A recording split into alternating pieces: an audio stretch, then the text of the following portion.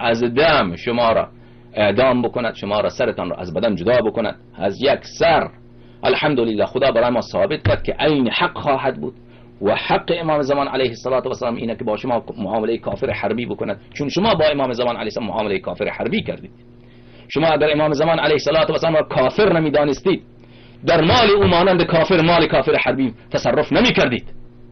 مال امام زمان علیه السلام اگر مال اندازه مال خودتان حرص بر حفظ او ندارید که در اون راهی که مال مصلحت کسی که مال این مال منه، من این مال خدا در اون مال راهی که مصلحت خودم باشد صرف میکنم، درسته یا نه؟ شما مال امام زمان علیه السلام را مثل مال کافر حربی که در اون راهی که مخالف امام زمان علیه السلام اغلب اون را مصرف میکنید.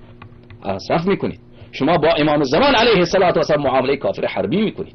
لذا حق دارد امام عصر علیه السلام وقتی که ظهور بکند، چه در قم چه در نجف اشرف، با شما همان معامله را بکند همونطوری که در احادیث و روایات آمده.